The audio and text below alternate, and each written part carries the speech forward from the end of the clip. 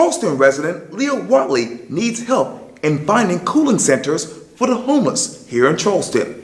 In this edition of Quintin's Close-Ups, I sit down with Leah one-on-one.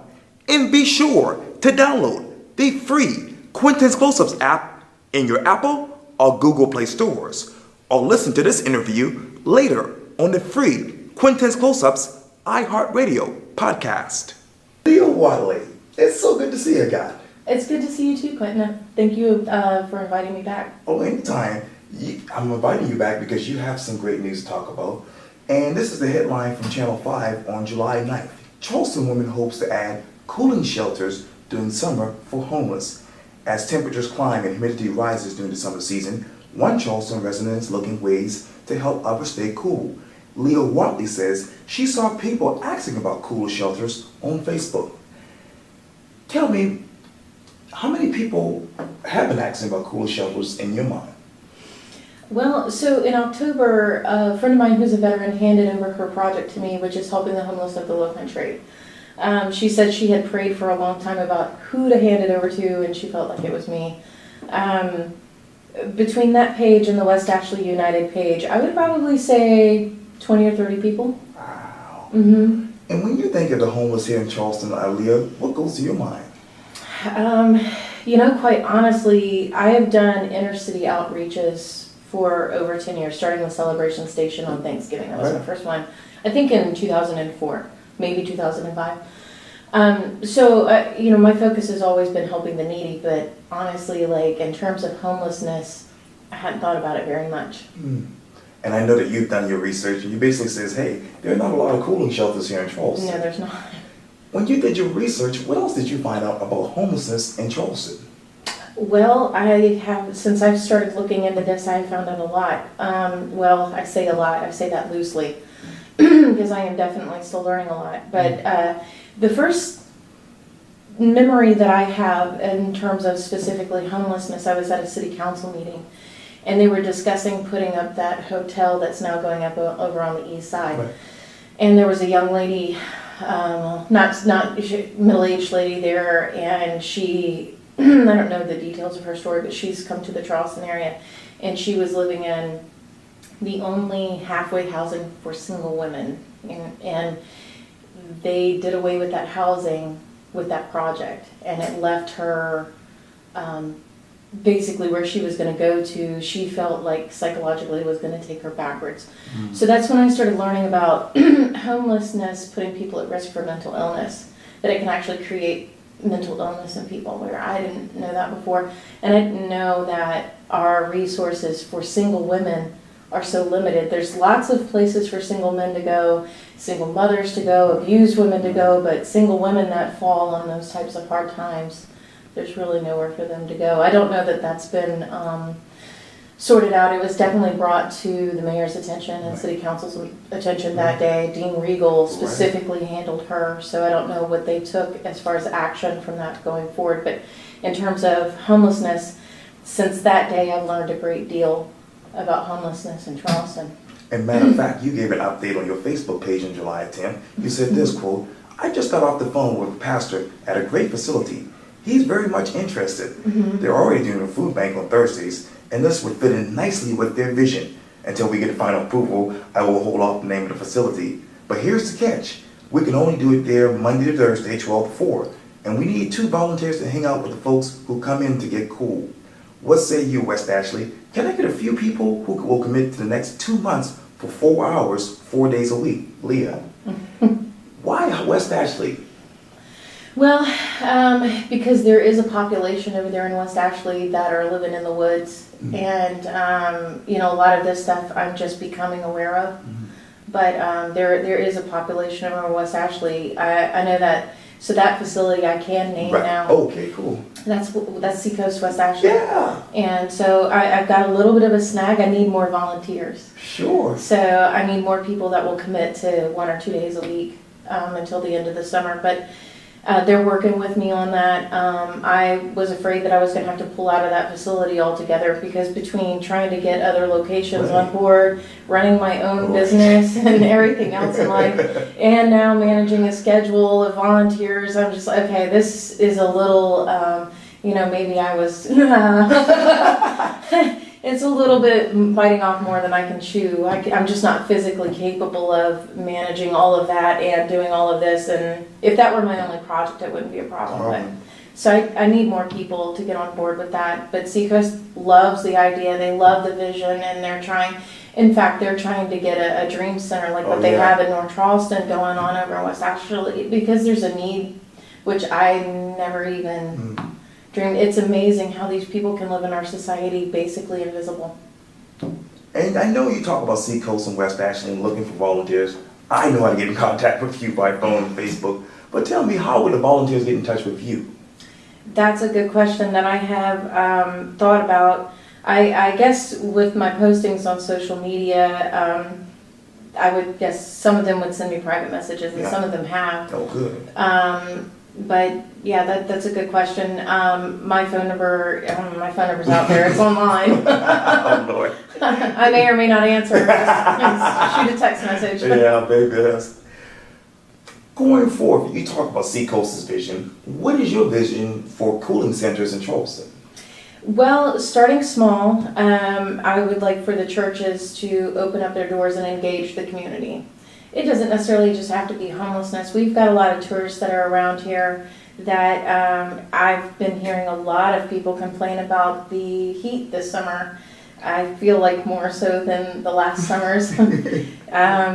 So I would like for the churches to engage the communities, but eventually, because I'm also working on businesses. Oh, yeah. So for these facilities that open, I've got 4 businesses that are willing to donate water and snacks, and I would like to continue that. So let's, as a community, come together and solve a problem that we have, and then also show ourselves even more hospitable to everyone. And I just, I really believe in our community that we can come together and do great things, and we've done it.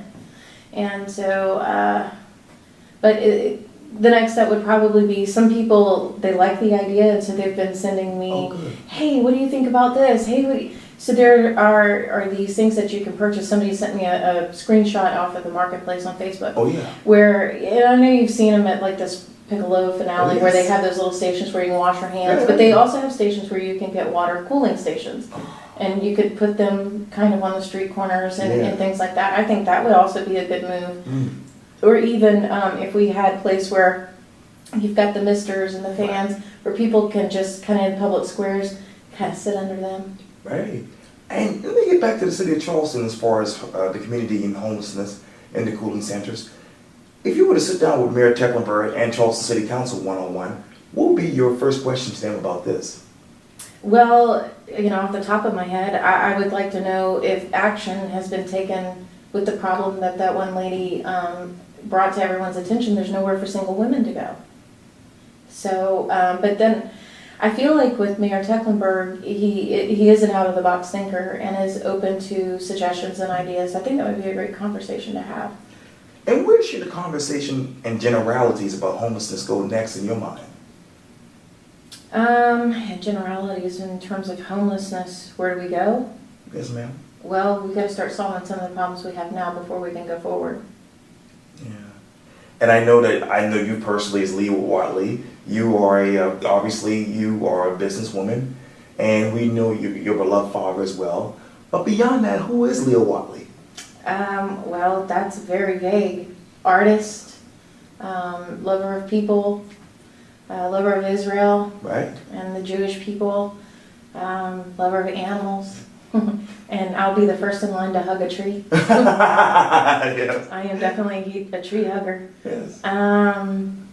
Let's see.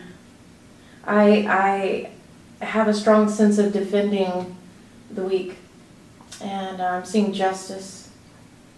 True justice. Yeah. I think that as I've grown, I've always been very a black and white thinker, but I'm learning to become more flexible in my thinking, and flexible with people. I believe that we all need an element of grace, and I know that I've certainly needed grace in the past. Because sometimes maybe I come across the wrong way, or hurt somebody's feelings or something like that, then I need grace, and so if I expect grace and need grace, then I should show grace as well. And you talk about thinking, I know that you're very active in politics. As we sit here right now, Leah, what's that one headline you would write about politics in general? Federal, local, state?